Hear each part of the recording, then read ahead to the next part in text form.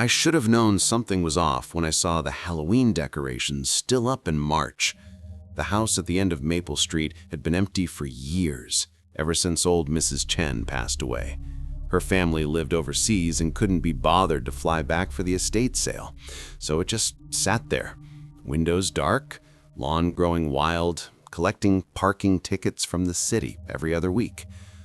Then someone bought it. I saw the moving truck pull up on a Tuesday morning in early October.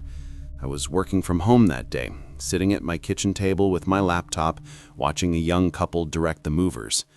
They looked normal enough. Him in a flannel shirt, her in yoga pants, both probably in their early 30s. They waved when they saw me looking. I waved back. That night, they started decorating for Halloween. I'm talking full-scale production, not just some pumpkins and fake cobwebs. They had those giant inflatable monsters, strobe lights, fog machines, the works. By midnight, they were still at it, drilling something into their porch while death metal blasted from inside. I almost called the cops, but figured I'd give them a break on their first night. The decorations got more elaborate each day. Realistic skeletons hung from the trees. Tombstones filled the front yard. They painted their windows to look like boarded up. Someone installed a sound system that played screaming at random intervals. The whole block started complaining at the next HOA meeting, but legally, there wasn't much we could do. It was their property. Halloween came and went. The neighborhood kids loved their house. They were apparently giving out full-size candy bars. I didn't go over there myself. Something about the whole setup made my skin crawl, though I couldn't explain why. Then November arrived. The decorations stayed up. Maybe they're just lazy, my girlfriend Emma said when I mentioned it. Give them time. But December rolled around, and the skeletons still dangled from the oak tree. The tombstones stayed planted in their yard, now half buried in snow. The screaming sound effects continued, muffled by winter wind, but still audible at 2 a.m. I never saw them after that first day. Their car, a silver Honda Civic, sat in the driveway, accumulating ice. Mail piled up in their box until it started falling onto the porch. The lights inside never turned on, but the Halloween decorations kept running on their timers, fog rolling across the yard every evening like clockwork. In March, Emma left me. Not because of the house, but it didn't help that I'd become obsessed with it. I started taking photos, documenting the decay. The inflatable monsters had deflated, sagging against the house like melted flesh. The fake blood on the windows had faded to rust-colored streaks. But the screaming continued, every night at 8 p.m. sharp. I called the police for a wellness check. 2 officers knocked on the door, peered through the windows, then left. No signs of distress, they told me. Car's registered to a Jennifer Martinez. She's got no warrants, no missing person report. Not illegal to be a bad neighbor. Last week, I broke in. I'm not proud of it. I waited until 3 a.m., climbed their back fence, and used a crowbar on the basement window. The house was freezing inside, my breath forming clouds in the darkness. I used my phone's flashlight to navigate. The basement was empty except for the sound equipment, professional-grade stuff, still running after 6 months. Upstairs was worse. The furniture from the moving truck sat exactly where they'd left it, still wrapped in plastic. The kitchen had unpacked boxes on the counter. 2 coffee mugs sat in the sink, filled with what used to be coffee, now thick with mold. In the master bedroom, I found their suitcases on the floor, still packed. 2 plane tickets on the dresser, one-way flights to Costa Rica, dated October 2nd, the day after they moved in. They never planned to stay. I found the answer in the garage. A workbench covered in papers, architectural drawings of the house, notes about the neighborhood, printed satellite photos with our houses circled. There was a ledger filled with numbers, dates, and abbreviations I didn't understand. At the bottom of one page in red ink, Phase 1 complete, property values declining as projected. That's when I heard the front door open. Footsteps crossed the living room floor above me, slow, deliberate. I killed my phone's light and pressed myself against the garage wall, heart hammering. The footsteps moved towards the basement door. I ran, out the back, over the fence, across 3 yards until I reached my house. I locked every door, closed every blind. I'm writing this now at 4 a.m., watching that house through a crack in my curtains. The decorations are finally coming down. 2 people in dark coveralls are dismantling everything, loading it into an unmarked van.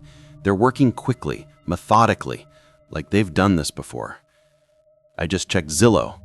Mrs. Chen's house is listed as sold, but 3 other houses on our street are now for sale, all priced 40% below market value. The van just pulled away. The house at the end of Maple Street sits dark and empty again. I wonder which street they'll choose next.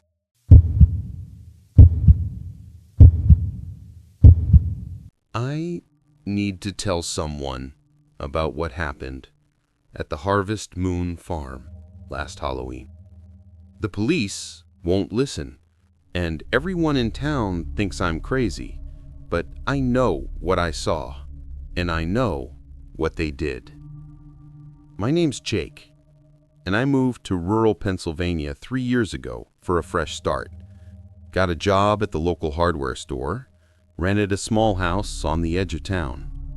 The kind of place where everyone knows everyone, and strangers stand out like a sore thumb. Last October, the owner of Harvest Moon Farm, Mr. Dietrich, hired me to help set up their annual Halloween corn maze. The pay was decent, and I figured it'd be easy money. The maze covered about 10 acres of cornfield, with twisting paths and dead ends designed to confuse visitors.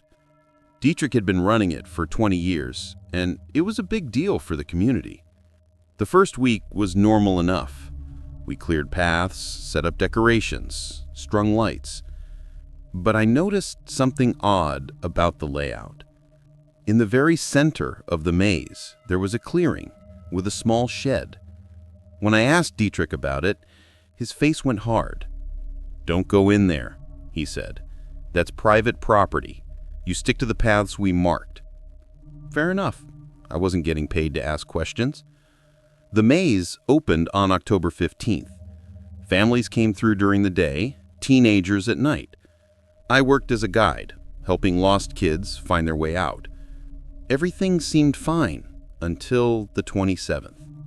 That evening, a college kid named Brett came through with his girlfriend Amanda. They were both drunk, laughing too loud, taking selfies. Around 9 p.m., I noticed Brett had wandered off the marked path. I radioed the other guides, but nobody could find him. His girlfriend wasn't worried at first. "He probably went to pee in the corn," she slurred. But after an hour, she started crying. We called the police. They searched until 3 a.m. with dogs and flashlights. No sign of Brett anywhere. The next day, Dietrich insisted we stay open. "Kid probably hitched a ride home," he said. "Happens every year. They get drunk and forget where they parked." But I noticed something. The shed in the center of the maze now had a padlock on it. A new one, shiny and silver. I hadn't seen it there before. On Halloween night, we were packed. Must have been 200 people cycling through the maze. Around 10 p.m., I was stationed near the center when I heard something from the shed. A muffled, thumping sound. Then what might have been a voice, but the corn rustled too loud to be sure. I approached the shed. The padlock was there, secured tight. I pressed my ear against the wooden door. "Help!" The word was faint, cut off abruptly. My blood went cold. I grabbed my radio. "Hey, I think someone's in the center shed. I heard..." Dietrich's voice crackled back, sharp and angry. Get away from there, Jake, now. But I heard someone. That's an order. Return to your post. I should have called the police right then, but I hesitated. What would I say? I heard a noise in a Halloween maze designed to scare people? I stepped back from the shed. That's when I saw Dietrich emerging from the corn, along with his 2 sons. They were big guys, both over 6 feet, and the way they looked at me made my stomach drop. Problem, Jake? Dietrich's voice was calm, but his eyes weren't. I thought I heard something. Old shed, wind makes it creak. He moved closer. You know what happens to people who don't mind their own business around here. I backed away. I'm just doing my job. Then do it and forget what you heard. I left. God help me, I left. I told myself I'd call the cops after my shift, that I'd wait until I was safely away from the farm. But by the time I got home at midnight, I was second-guessing everything. Maybe it was the wind. Maybe I was being paranoid. The next morning, I drove past the farm. The maze was dismantled, the corn cut down faster than seemed possible. The shed was gone, just an empty patch of dirt where it had been. I went to the police anyway, told them everything. They said they had already investigated Brett's disappearance. He called his girlfriend from Pittsburgh, said he needed some space, case closed. But I called Brett's number myself. It went to a voicemail that was set up after Halloween. The voice didn't sound quite right, too stiff, too rehearsed. I started asking around town about the Dietrich family. People changed the subject, got uncomfortable. One old woman at the diner leaned close and whispered, "That farm has been in their family since the 1800s. Some traditions run deep. Best not to dig." I've tried reporting it to state police, to the FBI. Nobody cares. Brett's phone records show he's alive, sending occasional texts to his family. But I know what I heard in that shed. The worst part? The Harvest Moon Farm is advertising their maze for this year, opening October 15th. Same layout, same center clearing, and I keep thinking about something else the old woman said. Happens every 20 years or so. Someone goes missing. Then the corn grows real tall the next season. I'm writing this because I don't know what else to do. If you live in rural Pennsylvania, if you see ads for the Harvest Moon Farm maze, don't go. And if you do go, for the love of God, stay on the marked paths. Whatever's in that center clearing, it's still hungry.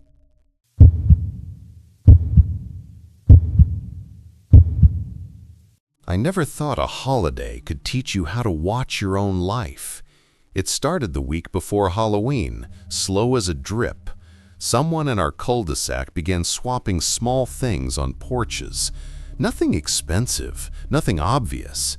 A single mitten gone from a stoop, a jar of homemade pickles missing, a child's sticker book replaced with a smooth pebble. Each time, a tiny carved pumpkin was left where the item had been. At first, people joked about it. Then they noticed the pattern. The thief never took everything, never took nothing. They stole something that belonged and left something that didn't, like a person rearranging the edges of a picture to see which pieces anyone would notice displaced.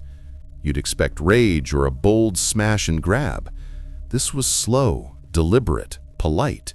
It felt personal in a way that left you with a chill that wasn't dramatic, just precise. My house was hit on a Tuesday. I came home from my shift at the hardware store and found my mailbox open and empty. The mailman swore he'd delivered everything. I checked inside. Only a used receipt folded into the shape of a crescent moon and a tiny wooden pumpkin on top of the pile.